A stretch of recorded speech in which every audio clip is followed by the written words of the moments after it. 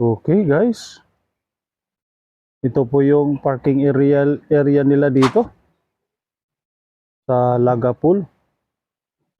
Yan no, parking area nila. Maluwag pala ah. So ito, malawak itong parking area nila dito. Ayan, pwede mag-park dyan mga sasakyan, malalaki o maliliit dito sa parking area nila dito.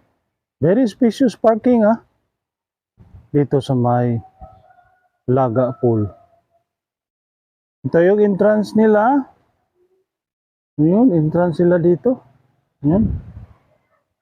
Ito yung main gate nila. Papasok, papunta sa may swimming pool. Ito yung entrance counter nila dito sa may Laga Pool. Maya-maya ang tanong natin kung magkano entrance nila dito ha. Okay. So alright guys, yung entrance pay nila dito.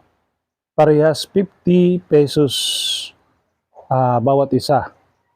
Bata o matatanda, meaning sa English pa adult and child, pareha lang 50 pesos dito sa resorts na ito. Alright? Alright! Dito yung ano nila. Ito yung cottages nila dito guys. Ayan o. Yung cottages nila dito. Right? Bawat isa ma'am, magkano yung bawat isa? 800. Oh, 800. So guys, 800 pesos bawat isa. Itong cottages nila dito sa may Laga Pool Resorts. Okay! Dito naman, itong isang parang kubo, bawat isa nito is 300 pesos bawat isa. Itong klaseng cottages nila. Saka nakaharap doon sa may swimming pool. Okay? 300 peso yung bawat isa yan. Okay. Ito naman guys is 1K, 1,000 pesos. Itong malaking cottages nila dito sa may Laga Pool. 1,000 pesos each. Dalawa yan, 1 and 2. Itong malaking cottages dito sa may Laga Pool. Okay? Alright! Alright, so ngayon guys, itong klaseng cottages nila, itong mga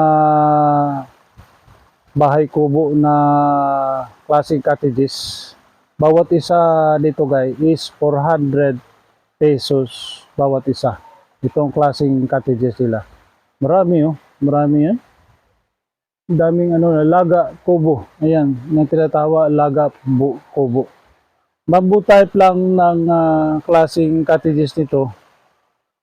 At sa halaga ng 400 pesos bawat isa. Yan, bawat isa na yan. Bawat isa na yan is 400 pesos bawat isa. Marami dyan doon, no? Doon pa sa unahan, no? Yan, no? So, 400 pesos bawat isa. Kung gusto kayo mag-avail dito klase na cottages. Okay? Let's go! Mayroon pa rin dito sa may gilid. Ayan, 400 pesos yata ito, bawat isa. Daming mga cottages na dito sa loob. Hindi ko matansa gaano kalaki dito, pero maluwang ito. Dahil kasyang-kasya yung mga gaya nito, itong cottages na ito. Ayan o. Meron pa dito, sa may gilid ko. Sa likuran ko, ayan o. Papunta pa doon. Grabe ng lugar, grabe. Diba? So 400 lang yan bawat isa. Alright. So ibang klaseng kubo nito, ang laki oh. Pero sa halaga lang ng 1,000 pesos. So under repair. Pero anyway guys, ganito kalaki kapag matapos sa mag-repair ito, pwede rin kayong mag-avail dito itong klaseng kubo na ito. Ang laki oh. Sige, ipakita ko sa inyo guys ha. Alright. So ayun. Under construction talaga. So, pwede kayo dito mag-avail kung kahit anong event dito. Birthday o kasal o anniversary dito sa lugar na ito. Ilang pwede makasya dito, sir? 50, no? 15 person, no? Oh, 15 person plus kung pwede makasya dito sa loob. Okay. Dito, huwag kayo mag-abala dahil mayroon silang restroom dito, guys. Ayan, no? Malinis, ha? Restroom nila. Okay! Dito, guys, pwede kayo magsugba dito kung gusto niyo. Oh. Pwede kayo magdala mga pagkain dito, gaya yung mga fresh nga isda o kahit anong mga karne o pork. Pwede rin dito i-perform niyo, magsugba kayo dito, pwede rin. Walang bayad, sir, no? Walang bayad po. Hapon may tagagayaan dyan. So, right, yun ang grills area nila dito sa may Ulam dito na Laga Full. Dito naman, itong isa nito, kubo din. Oo nga, ibang gandang klaseng kubo dito. So, 1,000 pa rin yan dito. Itong klaseng kubo na ito. Ayan, no? Lapit natin. Ayan, no? Ganda, sir, no? Maluang. may plano kayo? Next na. Oh, ito, maluang, oh. Yan, guys, maluang yan, oh. Maluang talaga itong klaseng cottages nila. Tinatawag na kubo. Yan, maluang. Maluang talaga, oh. Wow. Napakaluang ito. So, sa halaga lang ng 1,000 pesos. Okay. So, alright guys, nandito na ako sa may pension hall. Yun. Malaki pala, oh. Itong pension room nila. Okay. So, ayun guys, ito yung pension room nila. May kalakihan din, ha. Ayan, oh. Laki pa rin. Ang laki. Napakalaki. Mayroon pang with video key. May sound sila dito. Ayan, oh. Ganda pala dito. Itong klaseng pension room nila dito sa may Laga Pool. Okay. Dito, kala mo wala silang rooms accommodation nila dito. Meron silang room accommodation dito sa halaga ng 1,500 bawat isang room. Yan, 1,500 bawat isang room dito sa lugar ng Laga Pool. Okay. Meron silang maluang sala dito. Pwede rin kayo dito. Ayan, pwede rin kayo dito. Ayan, sa halaga lang ng 1,000 pesos din. Okay? So, dito na lugar na ito, dito makikita talaga yung swimming pool nila. Ayan, ito yung swimming pool nila. Hindi basta-basta swimming pool lang yan, guys. Ito po ay flowing. Galing po yan sa may natural spring. Galing sa kalikasan. Walang chlorine yan nilalagay nila. Purely natural spring water itong classic swimming pool nila. Okay? So, dito makikita mo talaga yung pure and clean swimming pool. Yan, no? Wow. So, yun, parehas din. Meron silang small bridge sa gitna ng swimming pool nila dito sa may Laga Pool. At meron silang net protector. Kung mayroong mga object dyan na galing sa taas na bumabagsak papunta na swimming pool, hindi gano'ng tamaan yung gusto maligo dito sa swimming pool nila. Okay? So, ayun. Napakalinis yung swimming pool nila. At dito makikita talaga na pool nila. Wala kang makita na meron lumulutang dito. Only this fresh water from the natural spring. Inhasaan, Misamis Oriental. Di ba? Okay.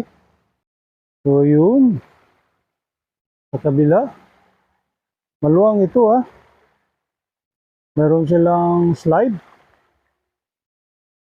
Ayan, maluwang tong swimming pool na ito guys. Yan na. Napakaluwang. Okay. So, yun guys. Yan, itong unang swimming pool ng vlog ko nito. Meron doon sa pangalawang palapag ng pool site dito sa Laga Pool. Puntahan natin para makita nyo kung gaano kaganda yung swimming pool nila. So right, ito yung pangalawa swimming pool nila. Ito, maluwag din. Palagay ko para Olympic size itong klaseng swimming pool na ito. Meron silang dive area doon, no? Sa unahan. Ito. Napakalinis talaga kapag natural spring yung ginagamit mo ng tubig. Kagaya nitong klaseng resort na ito. Napakaganda. Di ba? Meron silang slide. Dalawang twin slide dito. Sa Laga Pool. Malalim din dyan gaano kalalim yata ito. Siguro ito mga 7 feet. Palagay ko 7 feet ito kalalim. Yan guys. Yung tubig na lumalabas sa kilid, nag-sprout papuntang pabagsak ng swimming pool. Yan yung source nila. Hindi po galing yan sa pool yung gina-circulate lang tapos pinipilter. Wala, hindi po filter yan. Yan galing po yan sa natural spring. Yung source nila ng tubig yan. Okay. Yan Wow. Beautiful. Napakaganda dito sa lugar na ito. Saka malinis. Kasi nga dito, makita mo sa malayo wala ka makikita na mga yung lumulutang, mga dumi. O kahit ano. Kasi araw-araw nila nililinis. Ito ang klaseng swimming pool nila. Okay? So, meron silang hagdanan dito. Gusto kayong bumaba dyan. Yan. Maluwang yan So, ano pala ito? 7 feet lang ang kalalim. Itong swimming pool nila. Dito sa may lugar na ito. Okay. Alright. So, yun guys dito na lang ako magtatapos. Ito guys, sa likuran ko ito from here. Kung nakilala mo si Brent Davids, sa likuran ko doon yung ano nila. Doon yung resource nila, yung tinatawag na hinaguan. Hinaguan. Sa likuran nito, doon yung area de Brent Davids, doon sa sa kabila na yan sa likuran. Okay. Alright. So guys, gaya sinasabi ko sa iyo. At dito na lang din ako magtatapos sa aking vlog dito sa lugar na ito.